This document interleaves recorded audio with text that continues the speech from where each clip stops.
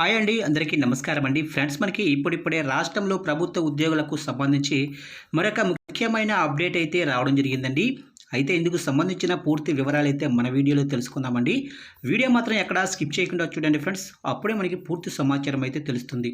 ఇక లేట్ చేయకుండా వివరాల్లోకి వెళ్ళిపోదాము.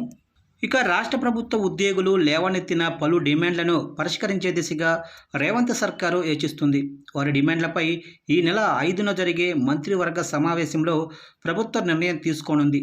ఉద్యోగులకు ఇవ్వవలసిన డిఏలు, పదవీ విరమణ వయసు పెంపు, సాధారణ బదిలీల అంశాల్లో కేబినెట్ భేటీలో కీలక నిర్ణయం తీసుకోనున్నట్లు సమాచారం. ఇక ఆదివారం హైదరాబాద్లోని పోలీస్ కమాండ్ కంట్రోల్ సెంటర్లో సీఎం రేవంత్ రెడ్డి మంత్రులతో సమావేశమై ఈ మేరకు చర్చించారు. దీంతో పాటు రాష్ట్ర ఆవిర్భావ వేడుకలు, ఇందిరమ్మ ఇండ్లు, రెవెన్యూ సదస్సులు, వానాకాలం పంటల సాగు సన్నద్ధత, రాజీవ్ యువ వికాసం అంశాలపై మంత్రులు అందించిన నివేదికపై చర్చించారు.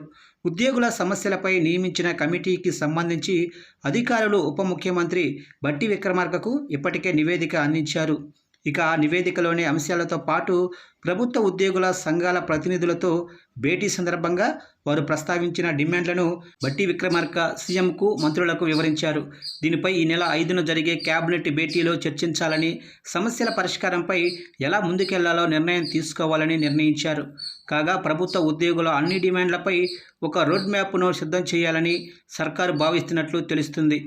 ఈ విషయంలో ప్రభుత్వం 2 రకాల ఆలోచనలతో ఉన్నట్లు సమాచారం. ఇక ఇప్పటికే సర్కారుపై ఆర్థిక భారం ఉండటం, దీనికి తోడు ఈ ఏడాది 8,000 మందికి పైగా ఉద్యోగులు రిటైర్ కానుండడంతో మరింత భారం పడకుండా ఉద్యోగుల పదవీ విరమణ వయసును ఏడాది పాటు పెంచితే మంచిదని కొందరు మంత్రులు సూచిస్తున్నట్లు తెలిసింది.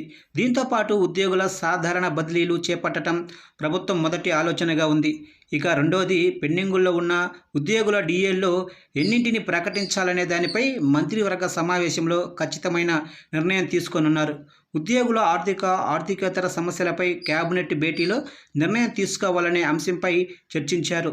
కాగా సమావేశంలో అన్ని అంశాలపై మాట్లాడుతున్న సమయంలో ప్రభుత్వం పనితీరు, క్షేత్రస్థాయిలో ప్రభుత్వం పట్ల ఉన్న అభిప్రాయాలను కొందరు మంత్రులు ప్రస్తావించినట్లు తెలిసింది. రైతు భరోసా పథకం గ్రామాల్లో 1,00,000 మందికి అమలవుతుందని, అయితే దీనిని మరింత పకడ్బందీగా అమలు చేస్తే రైతుల్లో ప్రభుత్వం పట్ల మరింత సానుకూల స్పందన వస్తుందని వారు అభిప్రాయపడినట్లు సమాచారం. కాగా ప్రభుత్వం అమలు చేస్తున్న సంక్షేమ కార్యకలాపాలన్నింటినీ క్షేత్రస్థాయికి చేరేలా చర్యలు తీసుకోవాలనే అంశంపైన సమావేశంలో చర్చించారు. గ్రామానికి ఈ పథకాలను తెలిపేలా చర్యలు తీసుకోవాలని నిర్ణయించారు.